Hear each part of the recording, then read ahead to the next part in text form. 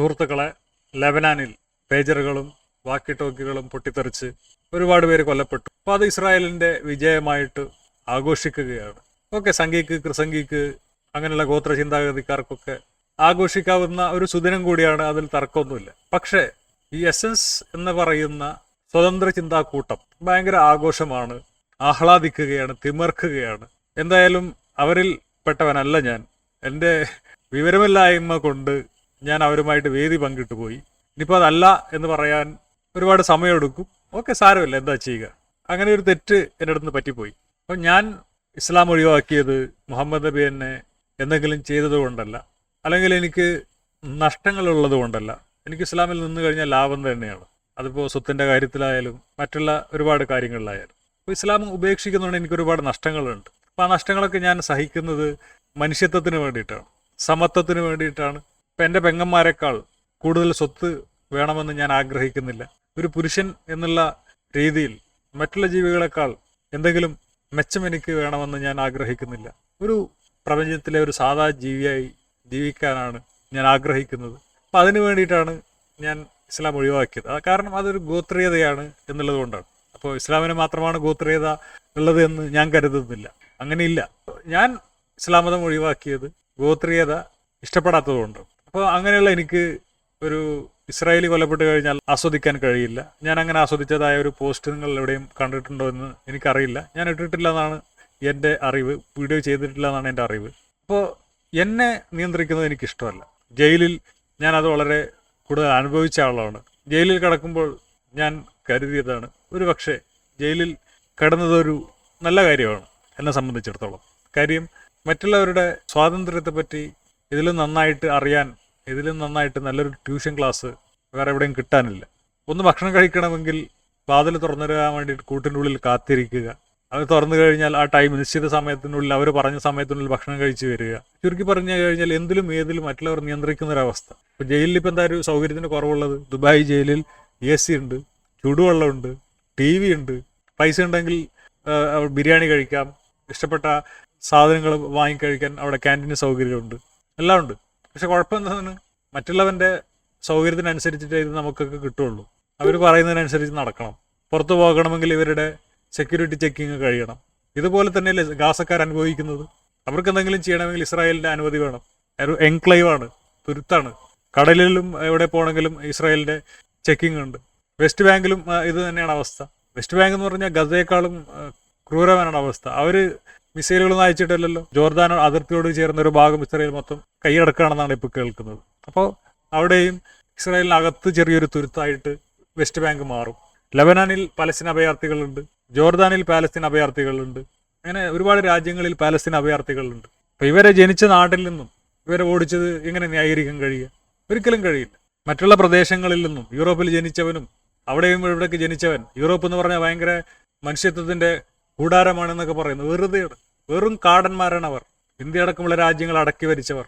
അന്ന് ബ്രിട്ടനിൽ ജനാധിപത്യം ഉണ്ടായിരുന്നില്ലേ? ഇന്ത്യയിൽ കോളനി ഭരണം നടക്കുമ്പോൾ ബ്രിട്ടനിൽ ജനാധിപത്യമുണ്ട്. ജനാധിപത്യം ഇപ്പോഴും അതേപോലെ തന്നെയാണ്. രാജാവ് എന്ന് പറഞ്ഞൊരു സാധനം അവിടെ ഉണ്ട്. ഫ്രാൻസ്, അതേപോലുള്ള മറ്റു യൂറോപ്യൻ ശക്തികൾ ലോകം മുഴുവനും കോളനിവൽക്കരിച്ച് കൊള്ളയടിച്ചപ്പോൾ, മറ്റുള്ളവരുടെ സ്വാതന്ത്ര്യത്തിൽ കൈകടത്തിയപ്പോൾ അവിടെ ജനാധിപത്യം ഉണ്ടായിരുന്നില്ലേ? ഉണ്ട്. ഇപ്പോൾ നമുക്ക് ഗൾഫിലോട്ട് പോകണമെങ്കിൽ വിസ എടുത്താൽ മതി. ഇപ്പോൾ വിസ ഉള്ളവന് ഗൾഫിലോട്ട് പോകാം. പക്ഷേ യൂറോപ്പിലോട്ട് പോകാൻ പറ്റുമോ? ഇല്ല. അവരുടെ എക്കണോമിക്ക്, അവരുടെ രാജ്യത്തിന് ഉപകാരപ്പെടുന്ന രീതിയിൽ ഒന്നുകിൽ നല്ല ബുദ്ധിവൈഭവം വേണം, ഡോക്ടർ എടുത്ത് MD അങ്ങനെയൊക്കെയുള്ള ഹൈ ലെവൽ ഡോക്ടർമാരായിരിക്കണം, അല്ലെങ്കിൽ നല്ല ബാങ്ക് ബാലൻസ് ഉണ്ടായിരിക്കണം. എന്നാലും അവരവിടെ കയറ്റുള്ളൂ. ഇപ്പോൾ കുറച്ച് മറ്റുള്ള രാജ്യങ്ങളൊക്കെ കലക്കിയപ്പോൾ ഒന്ന് ആൾക്കാരെ കണ്ണിൽ പൊടിയിടാൻ വേണ്ടി കുറച്ച് പേർ അങ്ങോട്ട് കയറ്റി. അത് ഇപ്പോൾ പ്രശ്നങ്ങളായി. കയറി പോകുന്നവരും അതിനൊരു കാരണമാണ്. അപ്പോൾ പറഞ്ഞു ആ ഒരു ലെവലിലുള്ള സ്വാതന്ത്ര്യമൊന്നും ഇവിടെ ഇല്ല, ഇറങ്ങിപ്പോയിക്കെന്ന് പറഞ്ഞിട്ട് അവിടെ വീണ്ടും തീവ്രവാദത്തിൻ്റെ കയ്യിലമരുകയാണ് യൂറോപ്പ്. ലോകത്ത് അമ്മാടിയാണ് അമേരിക്ക. അമേരിക്കയുടെ ലാഭത്തിന് വേണ്ടിയിട്ട് എന്തും ചെയ്യും. അപ്പോൾ പൊതുവെ മനുഷ്യ സ്വഭാവം അങ്ങനെയൊക്കെ തന്നെയാണ്. അപ്പോൾ അമേരിക്കക്കാരെ പറഞ്ഞിട്ടൊന്നും കാര്യമില്ല. ആരായാലും അത് മനുഷ്യന്മാരെ മനസ്സിലാക്കുക എന്നുള്ളതാണ് ഞാൻ ചെയ്യുന്ന പണി. മനുഷ്യന്മാരിൽ മിക്കവരും നാറികളാണ്, സ്വാർത്ഥരാണ് എന്ന് മനസ്സിലാക്കുകയാണ് മനുഷ്യൻ ആദ്യം ചെയ്യേണ്ടത്. അപ്പം അവരുടെ സ്വാർത്ഥതയ്ക്ക് വേണ്ടി അവർ മതമുണ്ടാക്കും, രാജ്യമുണ്ടാക്കും, സംഘടനകളുണ്ടാക്കും. അത് ചിലരുടെ സ്വാർത്ഥതയ്ക്ക് മാത്രമാകുമ്പോൾ അത് മനസ്സിലാക്കി പ്രവർത്തിക്കുക എന്നുള്ളതാണ് മനുഷ്യൻ്റെ തലച്ചോറ് കൊണ്ട് അവൻ ഉപയോഗിക്കേണ്ട കാര്യം. അപ്പോൾ ചുരുക്കി പറഞ്ഞു കഴിഞ്ഞാൽ പാലസ്തീൻ അഭയാർത്ഥികളിടത്തോളം കാലം അവരെന്ത് ചെയ്യണമെന്ന് ജൂയിഷ് രാഷ്ട്രം, മതേതര രാഷ്ട്രമല്ല ഇസ്രായേൽ, അതൊരു ജൂതരാജ്യമാണ്. ജൂതരാജ്യം മറ്റുള്ളവരെന്ത് ചെയ്യണമെന്ന് തീരുമാനിക്കുന്ന ഒരു സാഹചര്യം ഉള്ളിടത്തോളം കാലം ഞാൻ പാലസ്തീൻ്റെ കൂടെയാണ്. ഇപ്പോൾ യുക്രൈൻ, തീർച്ചയായിട്ടും ഞാൻ യുക്രൈൻ്റെ കൂടെയാണ്. അവിടെ റഷ്യ അധിനിവേശം നടത്തുന്നു, അതുകൊണ്ട് യുക്രൈൻ്റെ കൂടെയാണ്. ആരുടെ മേലും ആരും അധിനിവേശം നടത്താൻ പാടില്ല. ഞാനെന്ത് ചെയ്യണമെന്ന് ഞാനാണ് തീരുമാനിക്കേണ്ടത്, നാട്ടുകാരല്ല.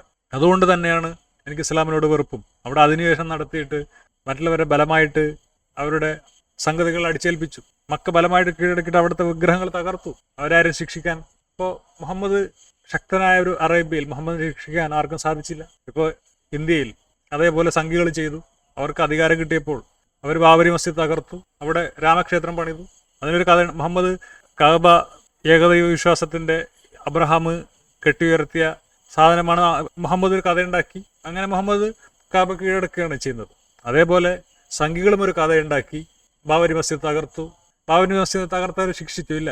അവർക്ക് മന്ത്രിയും പ്രധാനമന്ത്രിയും MLA-യും MP-യും ഒക്കെയായി അവരെ ഹൈന്ദവ ജനത ആഘോഷിക്കുകയാണ് ചെയ്തത്. അവർക്ക് അധികാരം കൊടുത്തിട്ട് ആഘോഷിക്കുകയാണ് ഹൈന്ദവ ജനത ഇന്ത്യയിൽ ചെയ്തത്. അവരാരും ശിക്ഷിച്ചില്ല. ആ കലാപങ്ങളിൽ എത്രയോ മനുഷ്യജീവനുകൾ നഷ്ടപ്പെട്ടു. അത് ഹിന്ദു ആയിരിക്കാം, മുസ്ലിം ആയിരിക്കാം ഒക്കെ. അവരൊന്നും ശിക്ഷിക്കപ്പെട്ടില്ല. അതാണ് ഗോത്രീയരുടെ കുഴപ്പം. അധികാരമുള്ളവർ അവരുടെ അധികാരം നടപ്പിലാക്കും. അത് പാകിസ്ഥാനിൽ മുസ്ലിങ്ങളാണെങ്കിൽ ഇന്ത്യയിൽ ഹിന്ദുക്കളാണ്, യൂറോപ്പിൽ ക്രിസ്ത്യാനികളാണ്, ലാറ്റിൻ അമേരിക്കയിൽ ക്രിസ്ത്യാനികളാണ് ചെയ്യുന്നത്. അപ്പോൾ ഇതൊക്കെയാണ് മതത്തിൻ്റെ പ്രശ്നം. അതിനെതിരെയാണ് നമ്മൾ യുദ്ധം ചെയ്യുന്നത്. വളരെ കുറച്ച് പേരെ അങ്ങനെയുള്ള ആളുകളായിട്ട് ഞാൻ കാണുന്നുള്ളൂ. ബാക്കിയൊക്കെ പേരിൽ സ്വാതന്ത്ര്യചിന്ത പറയുകയും ജാതി വറിയും മതവറിയും ഒക്കെ മനസ്സിൽ കൊണ്ട് നടക്കുകയും ചെയ്യുന്ന ആളുകളാണ്. പിന്നെ എങ്ങനെ ഇതൊക്കെ ബിസിനസ് ആക്കാം? ഓക്കെ, ബിസിനസ് മോശം വശമൊന്നുമില്ല. പക്ഷെ ബിസിനസ്സിലും ഒരു മാന്യതയുണ്ട്, ഒരു മര്യാദയുണ്ട്. മതവറിയുള്ളവന്മാരെ, മതഭ്രാന്തുള്ളവന്മാരെ മുതലെടുത്ത്, മുസ്ലിം വറി മുതലെടുത്ത് പൈസ ഉണ്ടാക്കുന്നത് വളരെ മോശം പരിപാടിയാണ്. മതമണ്ടന്മാരെ മതജീവികൾ, എല്ലാ മതത്തിൽപ്പെട്ട മതജീവികൾ മുതലെടുക്കുന്നുണ്ട്, അവരെ ഉപയോഗപ്പെടുത്തുന്നുണ്ട്, ഒക്കെ ചെയ്യുന്നുണ്ട്.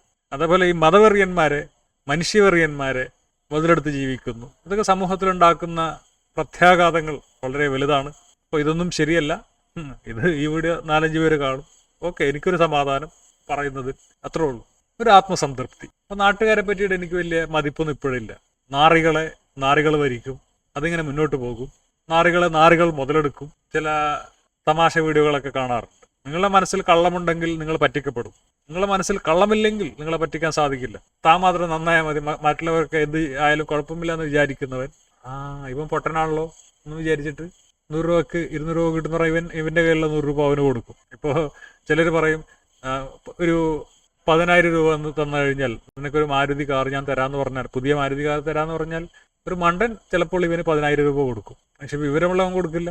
അപ്പോൾ മണ്ടൻ 10,000 രൂപ കൊടുത്തു കഴിഞ്ഞാൽ അവൻ പറ്റിക്കപ്പെട്ടു. കാരണം എന്താ? ഇവൻ്റെ മനസ്സിൽ കള്ളമുണ്ട്, ഇവൻ്റെ മനസ്സിൽ നേരായ മാർഗത്തിൽ സമ്പാദിക്കണം എന്നില്ല. അപ്പോൾ ഇവൻ പറ്റിക്കപ്പെടും. അപ്പോൾ ഗോത്രീയത വെടിയുക എന്നുള്ളതാണ് ഞാൻ മുസ്ലിങ്ങൾക്ക് നൽകുന്ന സന്ദേശം. അല്ലാതെ എനിക്ക് മുസ്ലിങ്ങളോട് പകയോ ഒന്നുമില്ല. തീർച്ചയായിട്ടും പകയുണ്ടാകാനുള്ള ഒരുപാട് കാര്യങ്ങൾ മുസ്ലിങ്ങൾ എന്നോട് ചെയ്തിട്ടുണ്ട്. പക്ഷെ അത് അവരുടെ മനോവിഭ്രാന്തി കാരണമാണ്, അല്ലെങ്കിൽ ഭ്രാന്ത് കാരണമാണ് അത് എന്നോട് ചെയ്തത് എന്നാണ് ഞാൻ മനസ്സിലാക്കുന്നത്. അപ്പോൾ അതുകൊണ്ട് തന്നെ എനിക്ക് അവരോട് പക വെക്കാൻ സാധിക്കില്ല. തീർച്ചയായിട്ടും എത്രയോ നല്ല മുസ്ലിങ്ങളുണ്ട്, വൃത്തികെട്ട മുസ്ലിങ്ങളുമുണ്ട്. അത് എല്ലാ മതത്തിലും അങ്ങനെയുള്ള ആളുകളുണ്ട്, എല്ലാ മതത്തിലും അങ്ങനെയില്ലാത്ത ആളുകളുണ്ട്. ആരും വിചാരിക്കരുത് ഞാൻ മുസ്ലിങ്ങൾ ചെയ്യുന്നതൊക്കെ നല്ലതല്ല.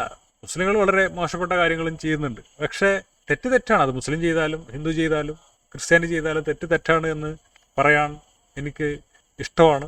അതെനിക്കൊരു മനസ്സംതൃപ്തിയാണ്. അതുകൊണ്ട് പറയുന്നു എന്ന് മാത്രം.